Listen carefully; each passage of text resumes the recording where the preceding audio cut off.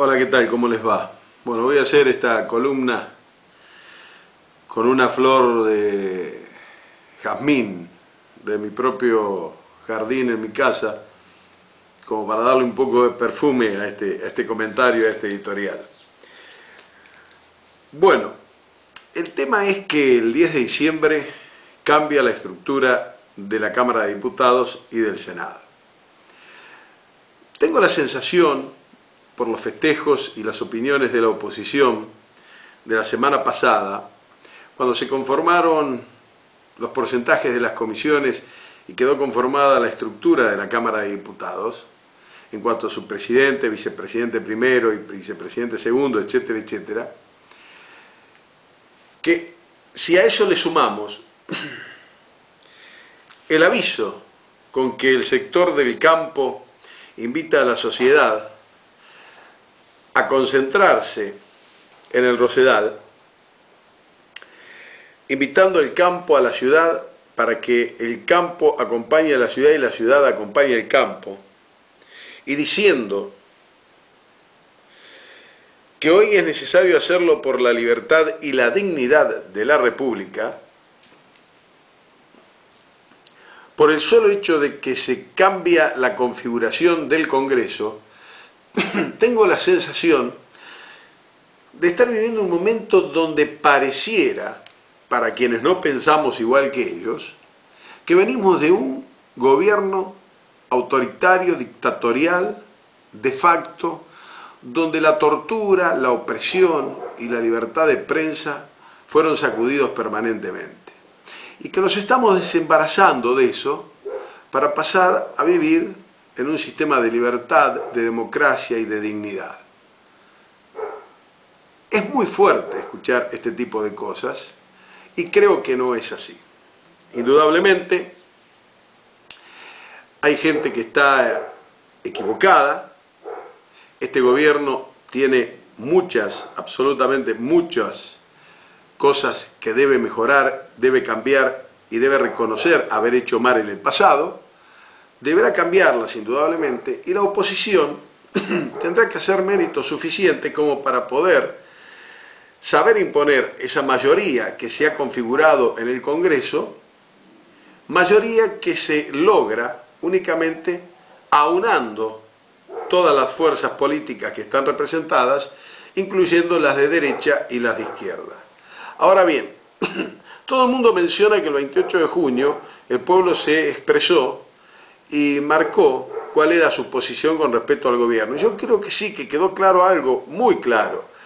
Mucha gente se defraudó o quedó defraudada con la gestión de Cristina Kirchner hasta el 28 de junio y lo dejó demostrado y plasmado en las urnas. Le quitó mucho porcentaje de votos al Frente para la Victoria, de hecho bajó de casi un 50% a un 32-33%, esto es mucho por cierto, pero dejó configurado un Congreso que le permite al Frente para la Victoria tener 90 diputados y ser la primer minoría, lejos de la segunda minoría que es la Unión Cívica Radical. Muy lejos, por cierto, tiene 90 contra 40 aproximadamente.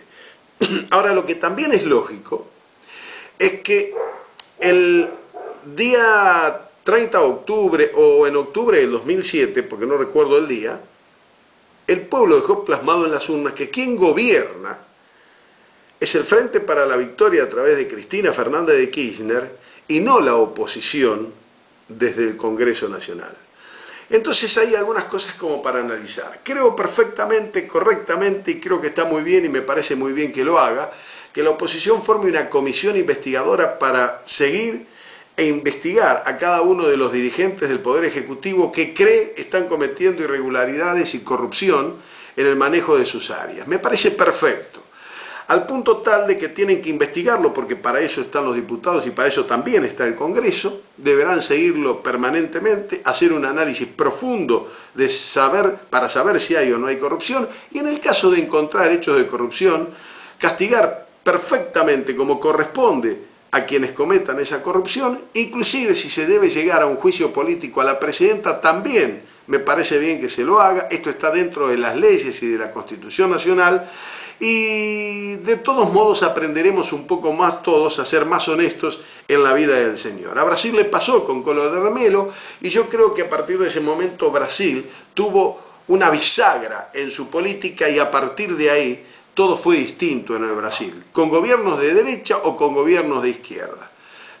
Ahora bien, eso por un lado, me parece correcto. Lo que no me parece correcto es que la oposición diga que en vez de modificar algunas leyes para mejorarlas y tocarlas un poco como para mejorar todo lo que se aprobó en estos meses, van a analizarlas para cambiarlas. Y entonces, esta manera de afrontar patoterilmente la situación provoca grandes reacciones, porque se pone la oposición a actuar de la misma manera que ha criticado al oficialismo, es decir, antes el oficialismo, haciendo uso de los votos, imponía sus leyes. Pero en definitiva es el que gobierna, es el Poder Ejecutivo. Ahora la oposición, haciendo uso de sus números, impone sus leyes. Las impone, porque obviamente el oficialismo no la va a votar. Y pretende, porque no gobierna, que la presidenta diga que sí a todo lo que salga del Congreso impulsado por la oposición. Yo soy uno de esos que cree que la presidenta, llegado el caso, debe vetar esas leyes que salgan del Congreso. No me cabe ninguna duda. Una cosa es que el Poder Ejecutivo envíe un proyecto de ley al Congreso y la oposición, por tener mayoría, no lo acepte y lo rechace. Y otra cosa es que desde el Congreso la oposición le diga al Poder Ejecutivo qué es lo que tiene que hacer y cómo debe gobernar. Así que, en tanto y en cuanto el patoterismo del Congreso a través de la oposición se pronuncie en infinita cantidad de leyes indicándole al gobierno nacional qué es lo que debe hacer y empiece a gobernar desde el Congreso, existirán determinadas cantidades de vetos, lo que la oposición ve como un abuso del sistema de la democracia. Esto es si empezamos a ver la realidad desde la mitad. Si la empezamos a ver desde el principio, el abuso empezará desde el Congreso, con la oposición imponiendo sus mecanismos de gobierno a un gobierno constitucional elegido en el 2007 y con mandato hasta el 2011, y por ende la presidenta vetará esas leyes porque quien gobierna es ella y no la oposición. Y que me parece correcto, deberá ser así. Apoyo esa moción. Ahora bien, dice la oposición, dice Aguad, presidente del Bloque Radical, dice Camaño, mujer que pertenece al PJ disidente, lo dice Bussi, hombre que pertenece al campo. Si hay vetos indiscriminados, todo dependerá de la cantidad de leyes indiscriminadas que saque la oposición, el pueblo saldrá a las calles con las cacerolas. Me parece una provocación indignante. Por lo tanto digo, no venimos de un gobierno de facto, estamos transitando un gobierno constitucional que en todo caso, si no nos gusta, deberemos cambiarlos con el voto. El patoterismo, y mucho menos, de aquellos que muchas veces están actuando porque les tocaron sus intereses, no es buen consejero en estos momentos. Espero que se reaccione a tiempo y vivamos 2 años de plena democracia, todos cambiando un poco para mejorar la situación. Hasta la próxima.